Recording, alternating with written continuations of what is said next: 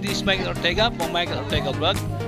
Ngayong araw ay nandito tayo sa Strawberry Farm, kung saan si tamis na pagmamahal ni Desiree ang ating makikita at matitikman. Sa ngayon, lettuce lang daw muna ang available. Ayun, kung makikita nyo, mapapansin nyo, ito na ang Strawberry Farm, fresh from Baguio. Ngayon, long weekend tayo ngayon mula October 29 hanggang November 2. Dahil araw ng tayo ngayon, our Saints Day, gumala muna kami papuntang Baguio. Una sa Manawag muna. Then later on, na-realize sila towards na lang ang layo sa Baguio. Kaya dumiretso na rin kami. Nagpatagdag na lang kami sa driver saka sa inarkilang van.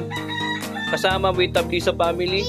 Sponsored by Gado J na may suporta ni Tita Hilda. Ayun, napunta nga kami sa Manawag, then Strawberry Farm.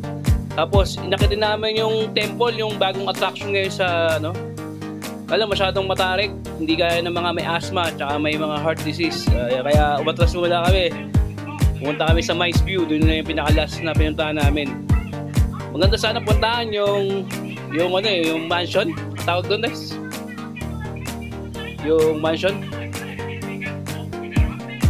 Yun, kasi usong-usong ngayon dahil mayroong kwento ng gabi ng lagim. Yung anak ko mahilig sa mga balak, mga madre na nakakatakot. May kwento na ganun dun eh. May kwento na mga white lady. Pero wag na lang, sarado na siya sa publiko. Ayun, yun yung temple yan. So yun, punta kami sa later on Mice View. Nag-picture with kabayo na parang pony. Pony na may pink na hair. Tapos yun, puro picture na Desiree na nakikita ko dito. Ayun, medyo random kasi yung pagkaka-upload natin ng picture.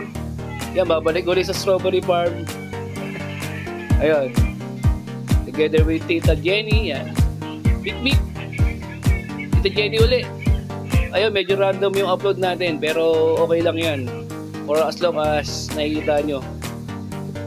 Kung pumunta kayo ng Baguio, maganda rin yung mag-share na lang kayo para mag-arkila ng van kaysa mag-take a ride. Nahihirapan tayo, lalo't kasabay ito ang Undas. Maraming pupunta sa sinasabayan nila yung bakasyon sa Undas. Dito naman sa Baguio parang may nakikita tayo, meron dito nililibing na lang din sa parang nakaugalian na yun eh. Parang nakakakita ako ng may puntod dyan eh, sa mga taas na lugar.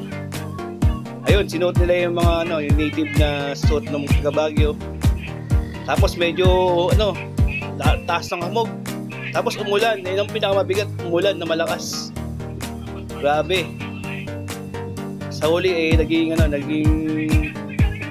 challenge ang ulan eh. Medyo nahirapan kami. Nagkahiwa-hiwalay hanggang sa nagkita-kita rin para sumakay sa van. Yun na lang muna. Maraming salamat.